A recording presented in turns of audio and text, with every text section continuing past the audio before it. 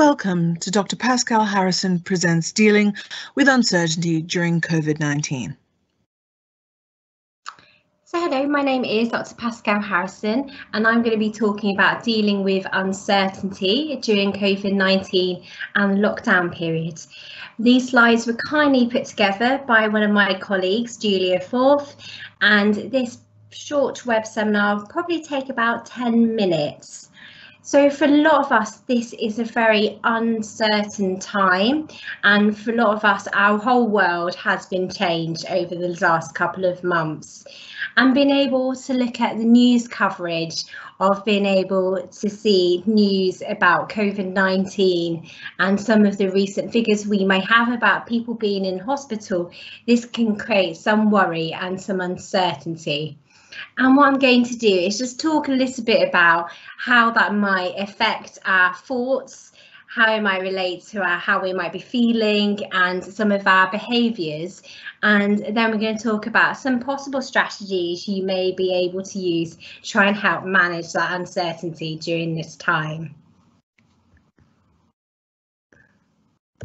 So what is anxiety? So anxiety is a normal human emotion.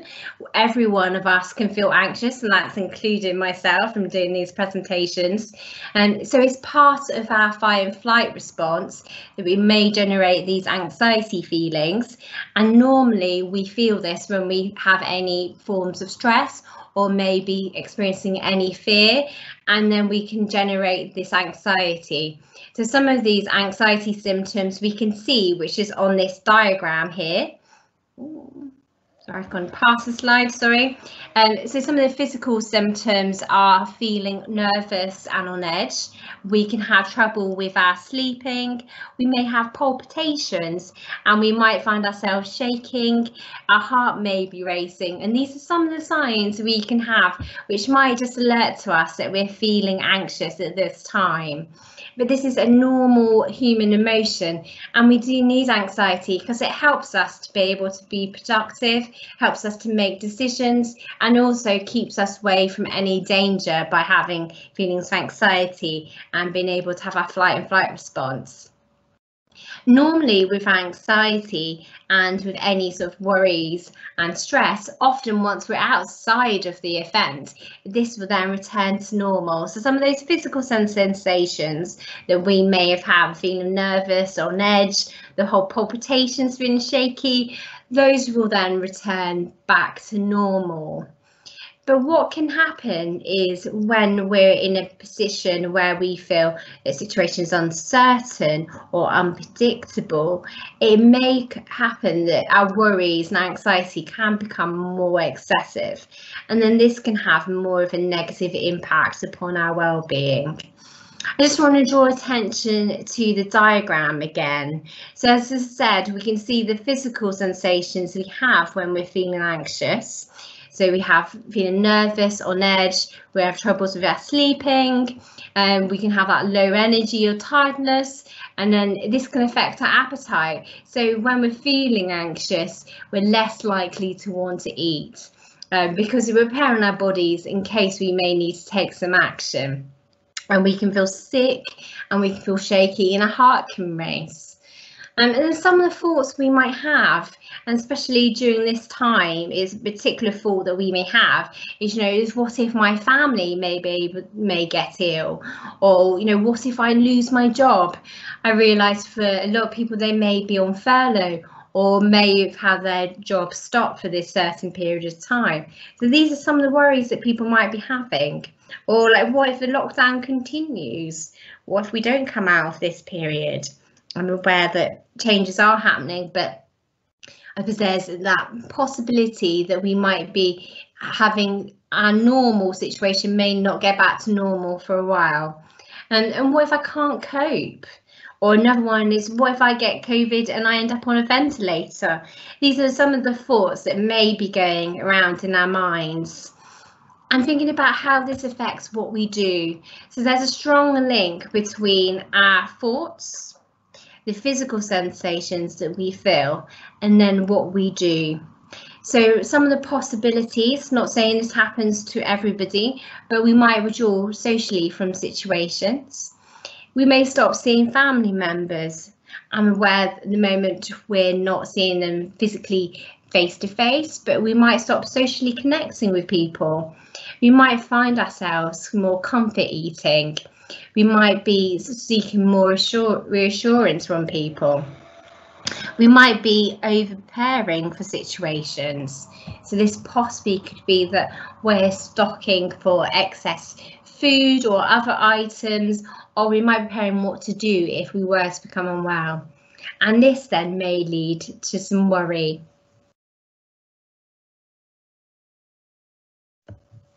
So thinking about that whole relationship, so the trigger can be this uncertainty that we're facing in this current situation with COVID. And we know that in the moment with COVID, it can feel really ambiguous. And also it's quite a novel and unique situation that we find ourselves in. And it's unpredictable. We're not quite sure what is going to happen as we move forward with the nature of the virus. So sometimes this then may lead to some other unhelpful behaviours and perhaps some reassurance seeking that we might do. So this diagram just explains a little bit about those physical sensations that we might be experiencing that I've talked about on the previous slide. Again, we may have these thoughts, what if my family gets ill? What if I can't look after them? What if I get ill? What if I die? What if I lose my job? What if the lockdown continues? What if I can't cope? And then thinking about our behaviours, this may lead to some reassurance seeking. And so some reassurance seeking maybe is that we might be calling 111. We might be Googling our symptoms. So we might be sort of looking and checking for our symptoms. Also, we might be scanning our body to look, have we got the first signs? So for example, maybe if we have a headache, our initial thoughts might be, what if I have coronavirus?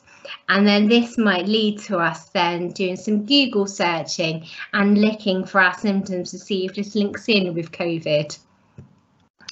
And as I sort of said on the other side, we might be sort of over preparing.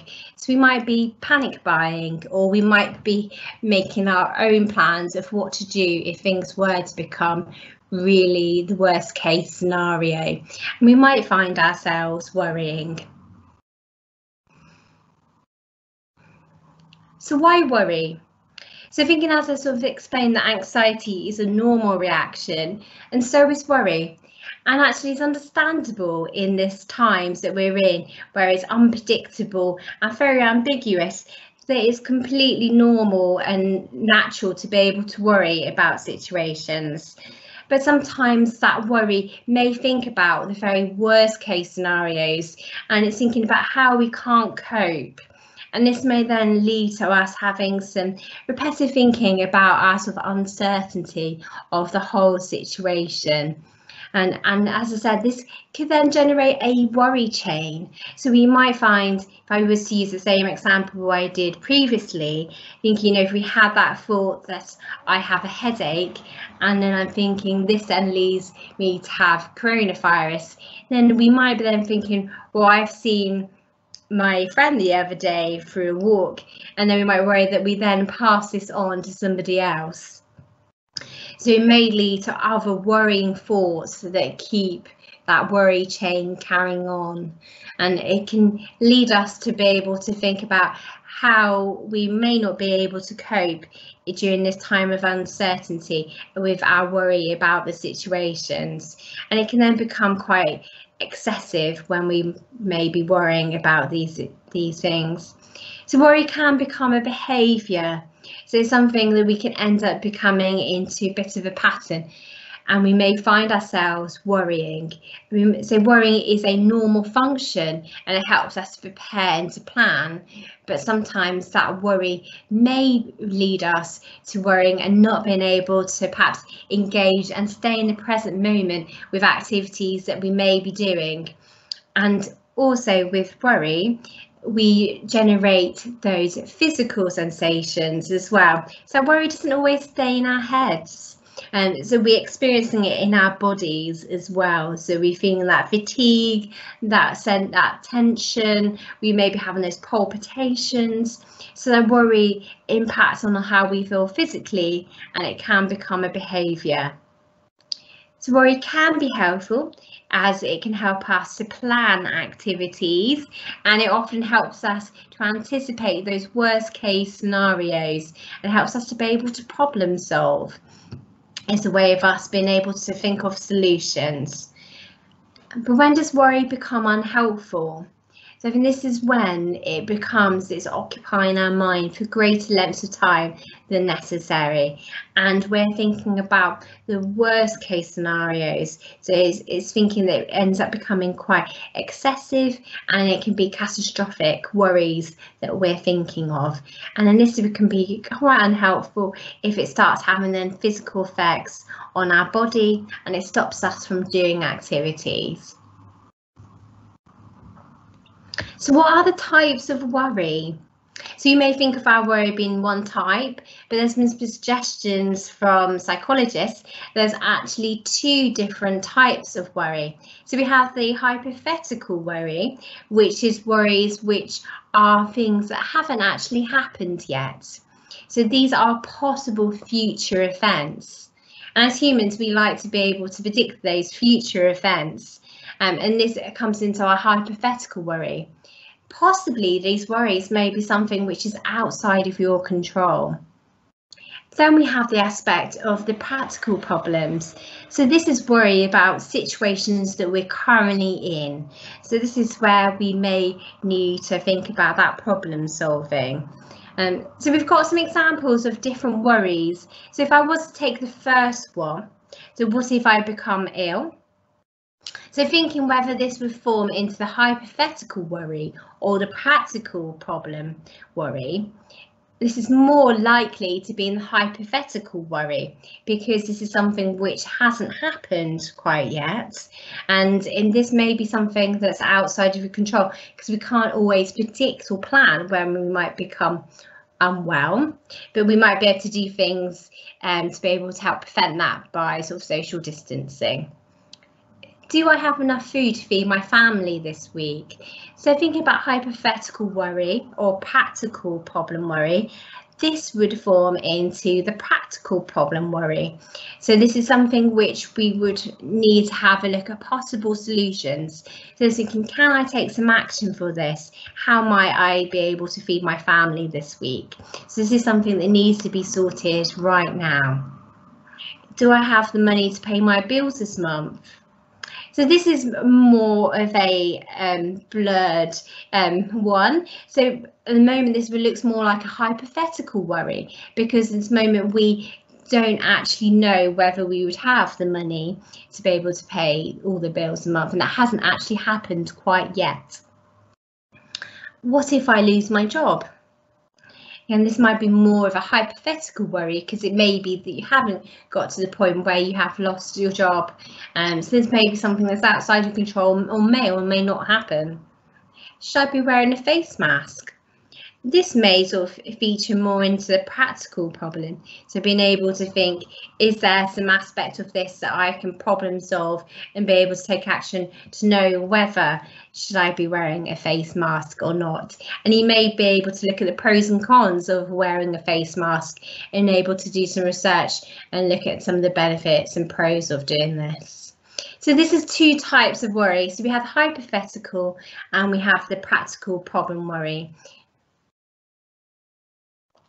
So one suggestion of how we might be able to help with our worry is to think about the worry tree. So the idea is you think about what I'm worrying about. So you may think about whether I'm able to feed my family for the week. And you're able to think, is this within my control? And then this is something where you think either yes or no. So if it is something where you think, yes, I can be able to resolve this, be able to feed my family, you may be thinking, can I sort this out right now? So if that's yes, that I can take some action and I may be able to think about a possible solution, that'd be something you'd be able to do. If it's a no, it may be thinking, is there a time where I can schedule to solve this problem? So can I take another time where I can solve it? And then it may be then thinking about focusing on the present. So being able to stay there in the current moment of what you're doing at that current time. If it's no, then it may be to write down the worry and leave it for later, and then to be able to refocus on the present. So this is one way when we're in that worry chain and we're thinking about the possible worry, is to be able to ask yourself that question: what am I worrying about? Is this within my control? And then to either to be able to go through the yes or the no, and then to think whether you can take any actions or whether you're able to let it go. So thinking about how we can refocus on the present. So if we're distracted by worry and we find ourselves in that worry chain, it's really difficult for us to be able to concentrate on other aspects of our life. So it could be affecting our time with our family, our hobbies. It could be affecting us being able to do things around our house. It could be able to affect us doing our work if we're working from home or if we're a key worker. So we can find ourselves being really distracted and not able to focus on the current time. So how do we help with that? What can we do to help be more focused on the present? And this might be looking at how we focus more on the external aspects than rather than the internal. So it may be looking at activities you can use to distract yourself from worry. So maybe having a favourite book around that you're able to use. It could be planning daily activities. It could be calling a friend. So these are just some of the options. Another one is to be able to postpone the worry. So this is when you set yourself a time. So for example, you may say at 7 o'clock each evening, I am going to think about all these situations, all the triggers that have happened in the day that's made me worry. And I'm going to, for the next 20 to 25 minutes, I'm going to spend that time thinking about my worry. And I may use the worry tree to be able to identify if it's something which is hypothetical or if it's a current problem, and I can take any action for this. Or we may write down the worry. It may not go through the whole worry tree, but it's an opportunity to be able to think about it and be able to worry about the time.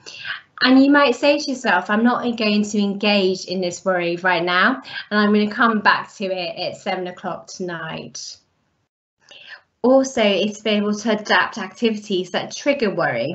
So it may be if we have more opportunity to think about things, it may be how we engage our mind. So it could be listening to music while driving, audiobooks while doing housework.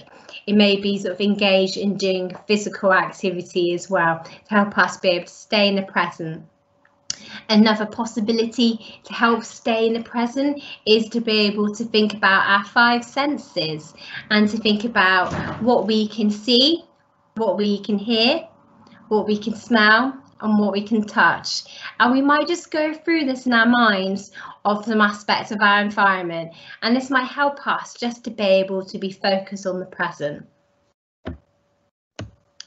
Keeping up with our well-being, so being able to schedule those regular activities that help give us pleasure and achievement, and also to give us time for our self-care as well, and make an effort to keep in contact with family. Sometimes if we're worrying or we're anxious, we may not always keep in contact with people because we might be sort of consumed with our thoughts that we have.